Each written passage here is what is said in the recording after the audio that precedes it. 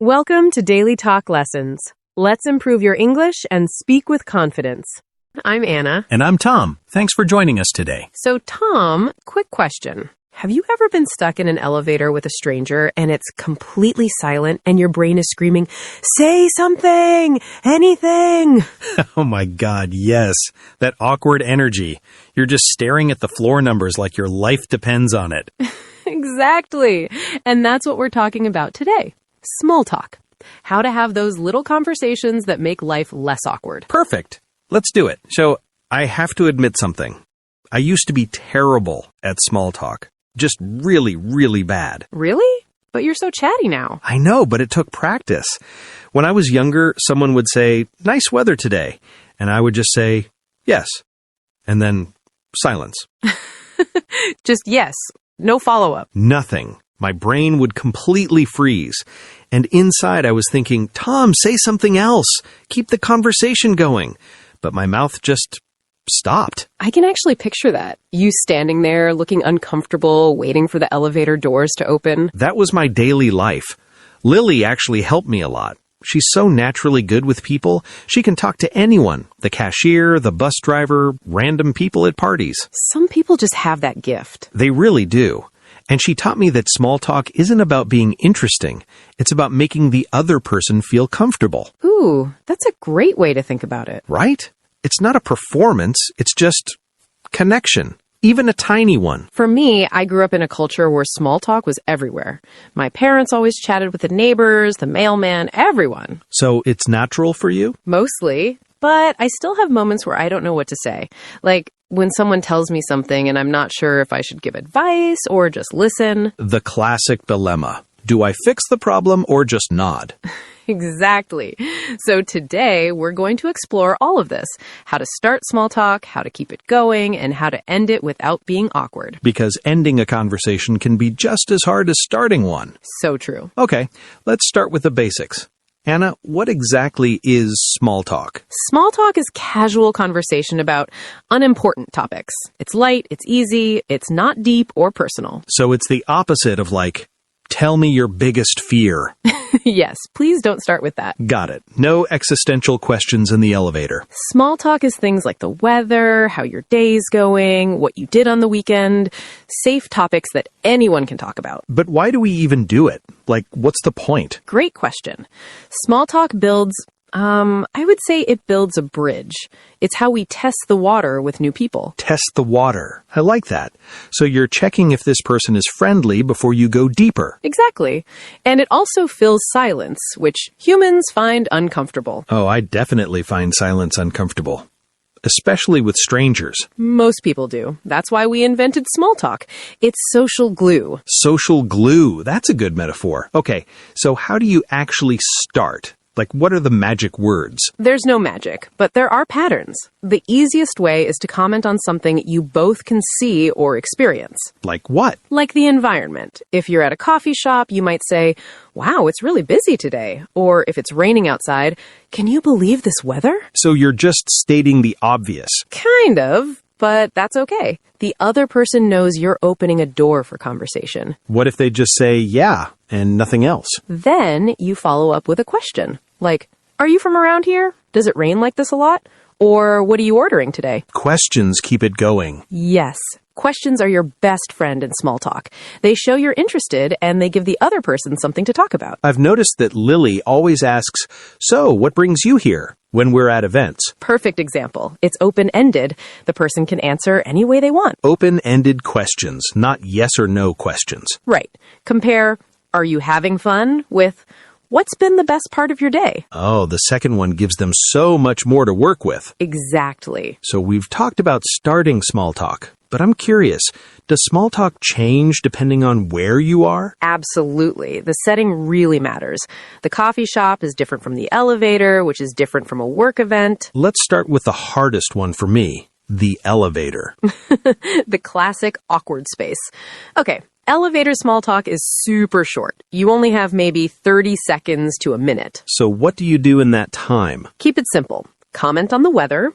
"Can you believe how cold it is today?" Or something about the building. "Busy morning, huh?" And then the doors open and you're free. Exactly. The goal isn't a deep conversation, it's just making the silence less uncomfortable. What about coffee shops? That's where I do most of my work. Coffee shops are interesting because people are usually doing their own thing, so you have to read the room first. Reading the room. What does that mean exactly? It means paying attention to signals. If someone has headphones in and is staring at their laptop, they probably don't want to chat. But if someone is looking around, smiling, or waiting for their order, they might be open to it. So, like at your coffee shop. I remember you mentioned the barista knows your order by heart. Yes, Jamie at Extracto. Service workers often enjoy brief, friendly interactions. It makes their day better. You can say, "How's your day going?" Or, "It's so busy in here today." What about work situations, like when you're at a conference or a networking event? Work small talk is a bit more structured. People expect it. You already have something in common. The event, the industry, the company. So you might say, "What brings you to this conference?" Exactly. Or, "Have you been to this event before? Which sessions are you looking forward to?"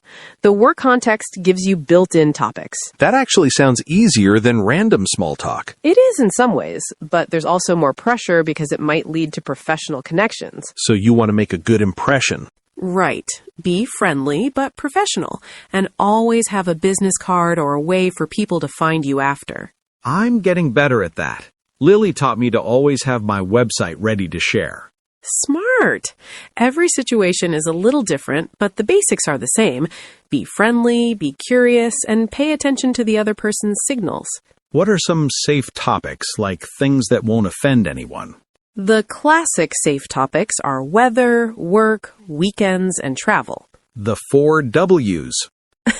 I didn't even notice that.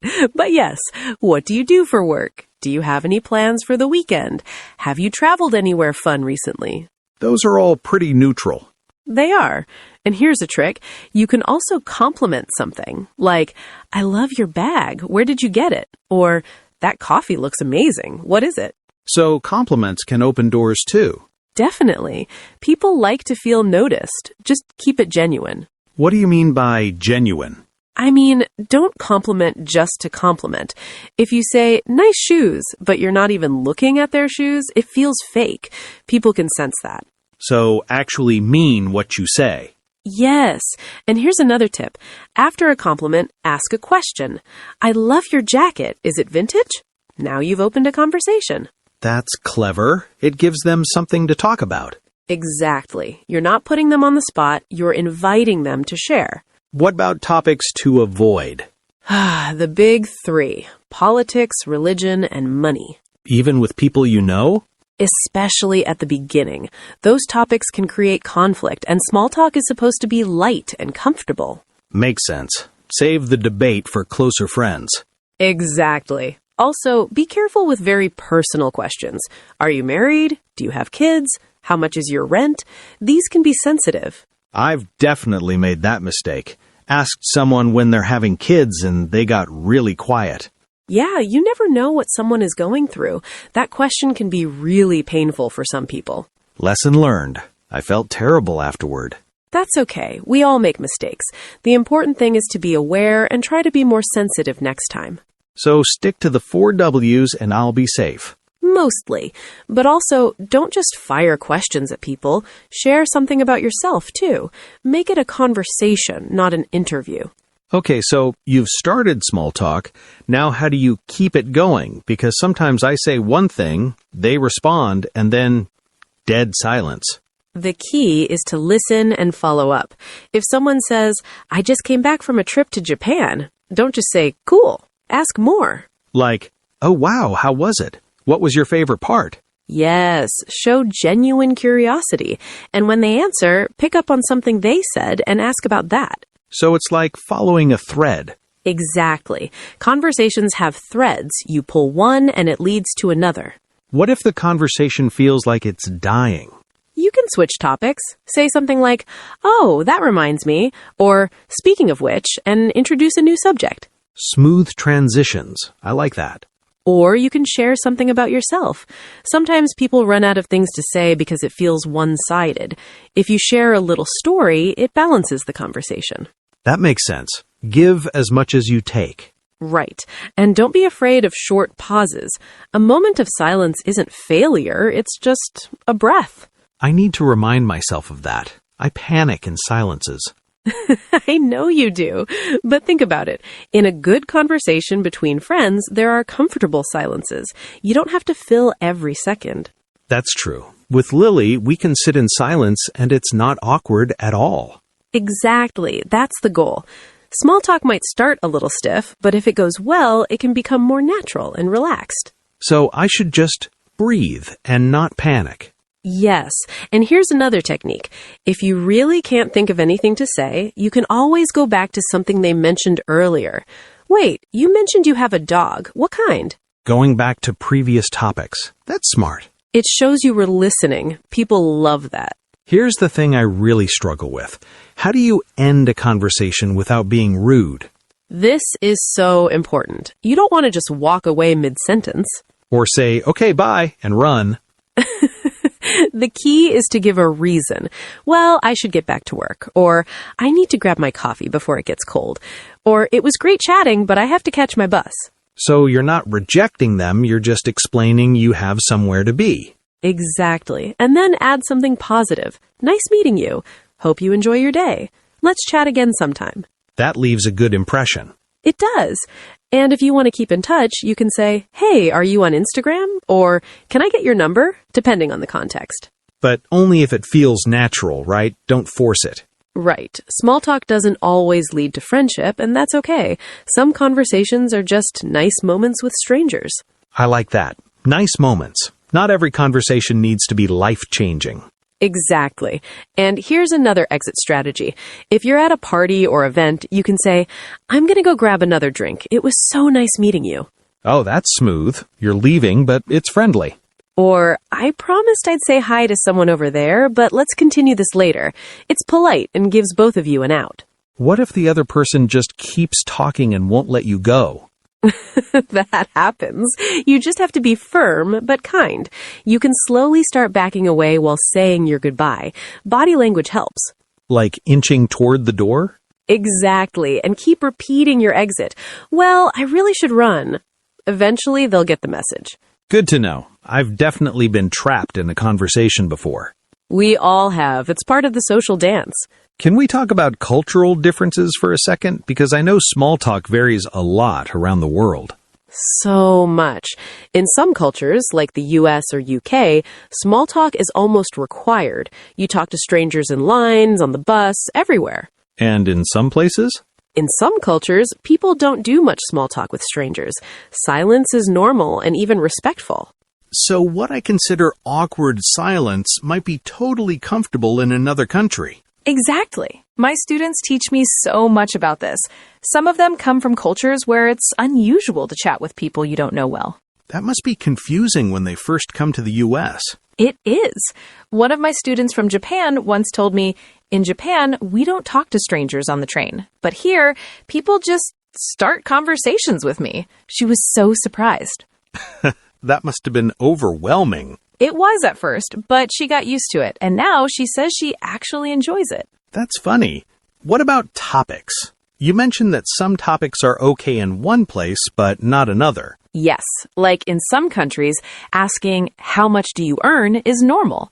In the US or UK, it's very personal. What about asking someone's age? Good example. In some cultures, it's fine, even a sign of respect. But in American culture, especially for women, it can be sensitive. So if you're learning English and practicing with people from different backgrounds, just observe first. Yes, watch what others do. Listen to the topics they bring up. And don't be afraid to ask, is it okay to ask about? Being aware of differences makes you a better communicator. It really does. And honestly, most people are forgiving if you make a mistake. If you approach it with curiosity and respect, they understand. Last thing, how do we actually get better at small talk? Practice, practice, practice. Start with low-pressure situations. Like the barista at your coffee shop. Just say, busy day today? That's it. Small steps. I've been doing that, and honestly, it feels good when they smile and respond. Right. It builds confidence. Another tip, prepare a few back pocket questions or comments. Back pocket questions. Things you can always use. What are you up to this weekend? Have you tried anything new lately?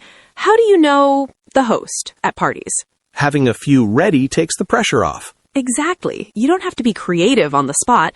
You just pull something from your pocket. What's in your back pocket, Anna? Let's see. How's your week going? Been up to anything fun lately? This weather is something, isn't it? That last one works in Seattle and Portland, where it's always raining. So true. Lily and I always joke about the weather in Portland. It's endless conversation material. See?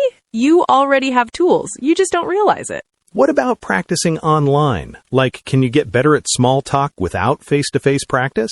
Good question. Watching shows and movies helps. Pay attention to how characters start and end conversations. Notice the phrases they use.